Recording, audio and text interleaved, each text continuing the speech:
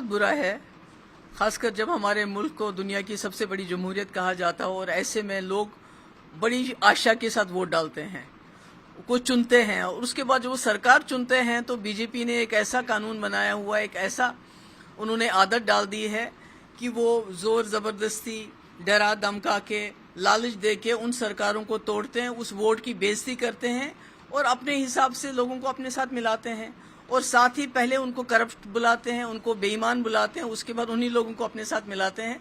तो मैं समझती हूँ कहीं ना कहीं जो हमारे मुल्क की जमहूरियत को ये सबसे बड़ा धचका है। नहीं, मैं वही कह रही हूँ कि जब का अभी तो कुछ दिन पहले मेरे ख्याल में बीजेपी के एक बहुत बड़े लीडर ने शायद भोपाल में या कहीं ये कहा कि एनसीपी के खिलाफ बहुत बड़े घोटाले हैं, इतने 1000 करोड़ के घोटाले हैं और नाम लेके लिए और आज उन्हीं को मिलाया अपनी सरकार में। तो ये तो खुद बताता है कि इनकी पॉलिसी दोहरी है, ये कहते कुछ हैं करते कुछ हैं। और सबसे ज़्यादा करप्शन अगर किसी सरकार में है, कोई पैसा बनाया है किसी जमात ने, तो वो बीजेपी है। बिल्कुल डरते हैं, घबरा गए हैं, बिकॉज इनको पता है कि अगर अपोजिशन इकट्ठे हो जाती है तो 60% से ज़्यादा वोट अपोजिशन के पास है, तो फिर तो इनका कोई चांस ही नहीं बनता है।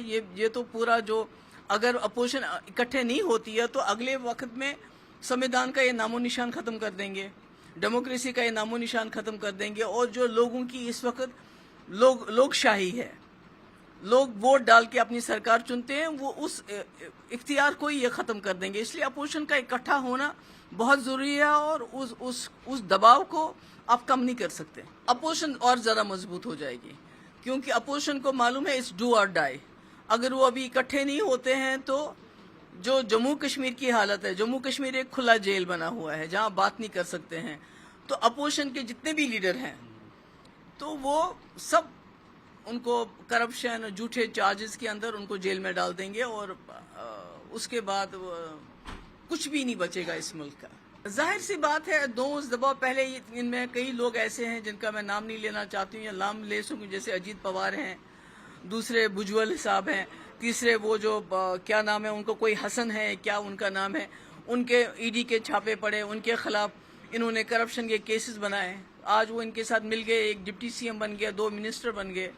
तो ये क्या बतलाता है? ये बतलाता है कि बीजेपी जो है वो ईडी और दूसरी करप्शन एजेंसीज का इस्तेमाल कर रही है अपोजिशन को दबाने के लिए, तोड़ने के लिए, और उसके बाद उनकी सरकार गिरा के अपनी सरकारें बनाती है। यानी वोट को ये बेइज्जत कर रही है। जो इस मुल्क की सबसे बड़ी ताकत है वोट, और उसी वोट को ये मिसयूज कर रही है। मुझे समझ नहीं है कि अगर आप यूनिफॉर्म सिविल कोड की बात कर रहे हैं तो किस कॉन्टेक्स्ट में कर रहे हैं, क्या मकसद क्या है? बिकॉज यूनिफॉर्म सिविल कोड तो प्रॉपर्टी के हिसाब से होता है, मैरिज के हिसाब से होता है, इनहेरिटेंस के, मुझे नहीं मालूम किस लॉ की बात करें। अगर आप मुझे एक्सप्लेन कर सकें तो मैं उसको रिस्पॉन्स कर सकती हूँ। अगर बीजेपी नेताओं ने कहा, उनको बोलना है कि हेमा मालिनी का क्या करेंगे आप, वो भी उसकी भी दूसरी शादी है धर्मेंद्र के साथ, तो वो तो बड़ा मसला बन जाएगा उनके लिए। तो पहले उसका तो हल कर लें कुछ।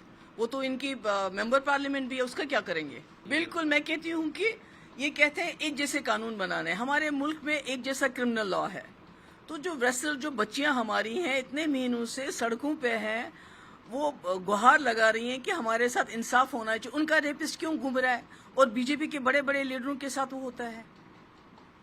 तो अगर आप उन बच्चियों को, बिल्किस बानो की बात तो छोड़ दीजिए, वो तो मुसलमान थी, उसके रेपिस्ट आपने छोड़ दिए, मगर इनके रेपिस्ट को तो आप पकड़ते भी नहीं हो, उसको जेल में डालते ही नहीं हो। तो ये मैं कह रही हूँ कि अगर हमारे पास ऑलरेडी कानून है, जब हम उन कानूनों का इस्तेमाल नहीं करते हैं, नए कानून बनाना चाहते हैं, और नए कानून किस लिए बनाना चाहते हैं उसका ये खुलासा करें, ये बताएं कि अगर ये जो यूनिफॉर्म सिविल कोड है ये किस बारे में है। अगर दूसरी शादी के बारे में है जैसे आप बता रहे हैं, तो फिर तो इनकी अपनी संसद में हेमा जी हैं, उसकी दूसरी शादी, क्या करेंगे उसका? क्या करेंगे उसका? उसको जेल में डाल देंगे क्या? Thank you. जम्मू कश्मीर की बात करें थोड़ा, बस आई थिंक बहुत हो गया आज के लिए। I think this is enough now. I think enough हो गया। एक लास्ट, आई थिंक हो गया बहुत हो गया आज के लिए।